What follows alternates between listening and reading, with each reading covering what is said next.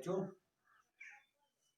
आज 3 जून 2020 जो सबक हमने शुरू किया है उसका नाम है गांधी जी।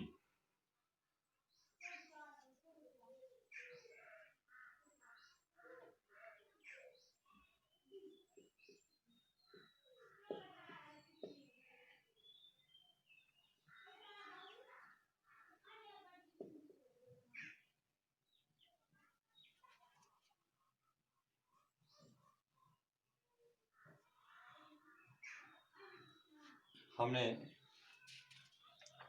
अभी तक पढ़ा है कि गांधी जी जो पोरबंदर में पैदा हुए और उसने जनूबी अफ्रीका में नस्ल और रंग के बुनियाद पर जो इम्तियाज़ बढ़ता जा रहा था उसके खिलाफ आवाज़ उठाई और वहाँ से वापसी पर हिंदुस्तान में अंग्रेज़ों के खिलाफ तारीख आज़ादी में हिस्सा लिया। आप ध्यान से सुने, मैं कुछ आखिरी प्यारा इसके दोहराऊंगा। 1942 में गांधी जी ने हिंदुस्तान छोड़ो की तहरीक शुरू की। उन्होंने अंग्रेज़ों को हिंदुस्तान आज़ाद करने पर मजबूर किया। आवाम ने आज़ादी के नारे में उनके साथ आवाज़ मिला दी। सारे मुल्क में जोश व खरोश फैल गया। बिलाखिर 1947 में हिंदुस्तान आज़ाद हुआ। गांधी जी बड़े इंसान दोस्त लीडर थे। वो फिरका परस्ती के नासूर के खिलाफ थे। वो कहते थे कि हिंदू, मुसलमान, सिख, ईसाई भाई भाई हैं। उन्हें आपस में मोहब्बत, रवादारी और भाईचारे के साथ रहना चाहिए। गांधी जी तशद्दुद के भी खिलाफ थे। उन्होंने अदम तशद्दुद का प्रचार किया। वो कहते थे कि हमें उन लोगों से भी मोहब्बत के साथ पेश आना चाहिए जो हमसे नफरत करते हैं। गांधी जी रंग, नस्ल और जात पात के भेदभाव के मुखालिफ थे। हरिजन लोगों के साथ जो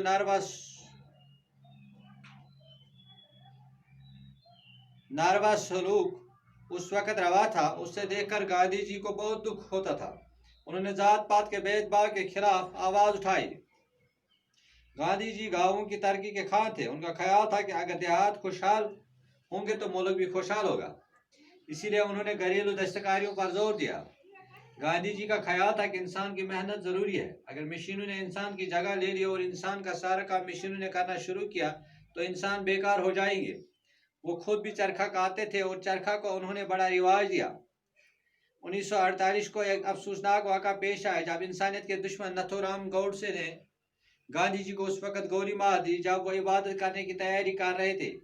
इस तरह मुल्क के एक अजीम रहनुमा से महरूम हो गए। प्यारे बच्चों, अभी मैंने इस सबक के आखिरी पैरा आपके सामने दोहराए कि जब उसने आज़ादी में शमूलियत इख्तियार की, आज़ादी की तहरीक में, तो 1942 में हिंदुस्तान छोड़ो की तहरीक शुरू हुई। कब? 1942 में। और अंग्रेज़ मजबूर हो गए।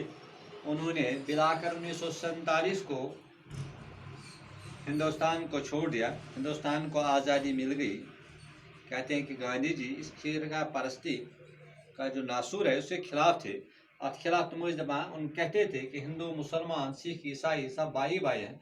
उनको आपस में प्यार और मोहब्बत से रहना चाहिए, भाईचारे से रहना चाहिए। तशद्दुद के वो खिलाफ थे। वो नहीं चाहते थे किसी पे जुल्म हो और इसीलिए उन्होंने अदम तशद्दुद का प्रचार किया। उन्होंने कहा रंग, नस्ल और जात पात के भेदभाव के वो मुखालिफ थे। इस फ़र्क के वो मुखालिफ थे। उन्होंने ये भी देखा कि जो हरिजन लोग हैं उनको बहुत तकलीफ़ें दी जाती थी, उनके साथ नारवा सलूक किया जाता था, उनके साथ जो फ़र्क थी, भेदभाव था, उसके खिलाफ भी उन्होंने आवाज़ उठाई। और उसके साथ वो कहते थे कि जब गाँव देहात खुशहाल होंगे तो मुल्क भी खुशहाल होगा, मुल्क तरक्की करेगा। इसलिए जो घरेलू दस्तकारियाँ हैं, जो घर में जो काम किया जाता है, उन पर ज़्यादा जोर दिया था। उन्होंने कहा मशीनों के ज़रिए जब इंसान काम करता है, जो मशीनों की जगह ली है इंसानों की जगह जब मशीनों ने ले ली तो उस वक़्त इंसान जो है वो बेकार हो जाएंगे। वो खुद कहते हैं कि वो खुद चरखा काटते थे या तस्कशिर पर जवाना शरेंदर वो, और इसका आम रिवाज भी हुआ उस वक़्त। कहते हैं कि 1948 में एक अफसोसनाक वाक़ा पेश आया। 1948 में वो इस दुनिया से चल बसे। उनका कत्ल जो है, नथुराम उसका नाम है, नथुराम गोडसे, उसी ने इसको गोली मार दी और इस तरह से ये अजीम लीडर इस दुनिया से चल बसा और जो मुल्क है इस अजीम रहनुमा से महरूम हो गया है। अभी तक आपने गांधी जी की सवानियाँ के मुतालिक पढ़ा, गांधी जी की ज़िंदगी के मुतालिक पढ़ा। अब कुछ अल्फाज ये हुए, पढ़िए और समझिए। सरगर्म, पुरजोश, जद्दोजहद, कोशिश, तशद्दुद, बर्बरियत, आदम तशद्दुद, तशद्दुद के बगैर, पुरअमन, आदम ताउन, ताउन न करना, तहिया करना, तैयार होना, ठान लेना, फिरका परस्ती, तंग नजरी, तासुब, रवादारी, मोहब्बत, मेल जोल, भाईचारा, दोस्ती, प्रचार करना, फैलाना, भेदभाव, फर्क, तफरीक, सलूक, बर्ताव, खाहा, चाहने वाला, दस्तकारी, हाथ से चीजें बनाना, प्रार्थना, दुआ, अजीम, बहुत बड़ा, रहनुमा, राह दिखाने वाला, कायद, महरूम होना, खो देना, हरिजन, हिंदुओं के एक निचली जात।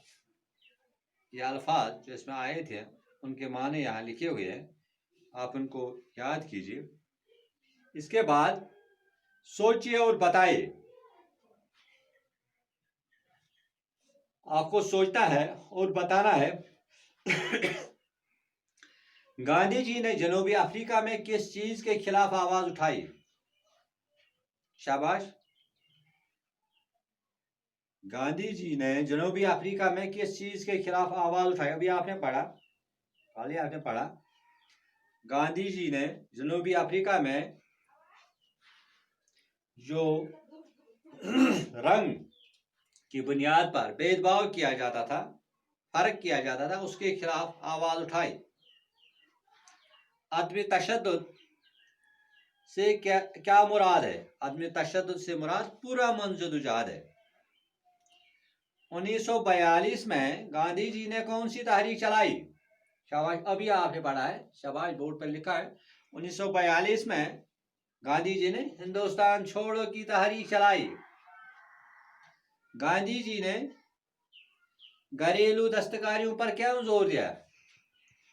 क्योंकि वो कहते थे जब गांव खुशहाल होगा तो मुल्क भी खुशहाल होगा, और अगर मशीनों ने इंसान की जगह ले ली तो इंसान बेकार हो जाएंगे। इसलिए उन्होंने घरेलू दस्तकारियों पर ज्यादा जोर दिया। गांधी जी को और किस नाम से लोग याद करते? शाबाश, गांधी जी को महात्मा गांधी और बापू के नाम से लोग याद करते थे। अब आपको सवाल नंबर 3 जो है, आप देखिए अपनी किताब की तरफ, ध्यान रखिए। मिसाल देकर हर एक लफ्ज का मुज्जाद लिखिए। मुज्जाद इसका जिद लिखना है। वहां पर गोरा और इसका जिद है काला। इसी तरह दूसरा दिया हुआ है सच्चा, इसका जिद है झूठा।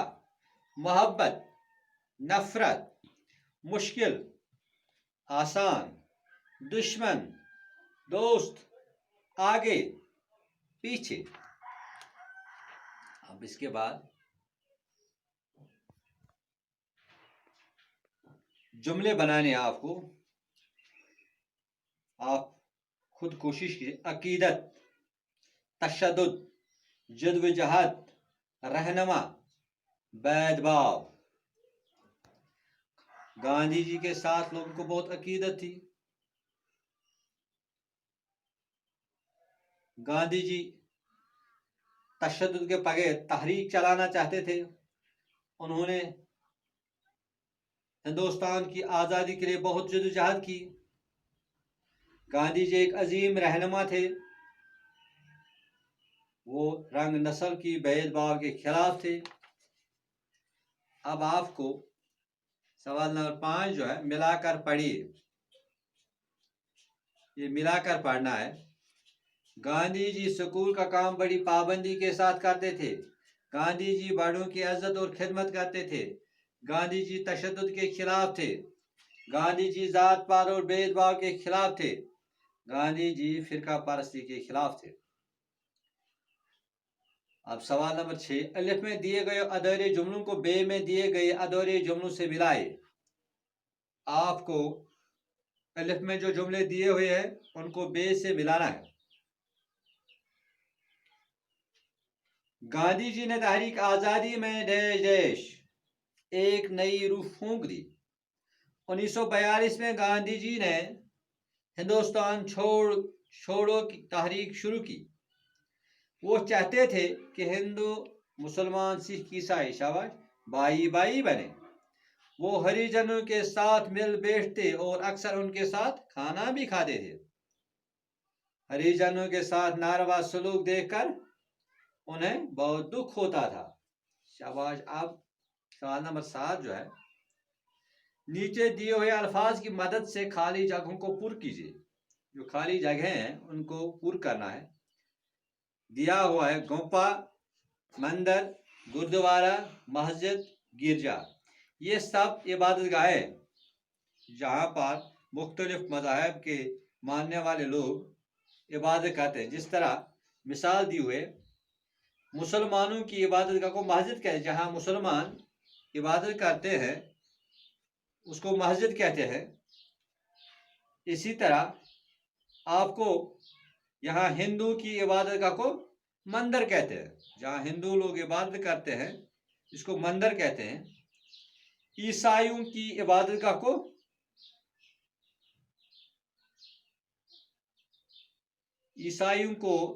की इबादत को गिरजा कहते हैं। वो गिरजा घर में जाते हैं। बौद्धों की इबादत गाह को गुम्फा कहते हैं। जहाँ बौद्ध लोग इबादत करते हैं उनकी जो इबादत गाह है उनको गुम्फा कहते हैं। सिखों की इबादत गाह को गुरुद्वारा कहते हैं। ये आपको याद रखना है। इंशाल्लाह इसके बाद हम आगे शुरू करेंगे नया सबक। ये हमने मुकम्मल किया।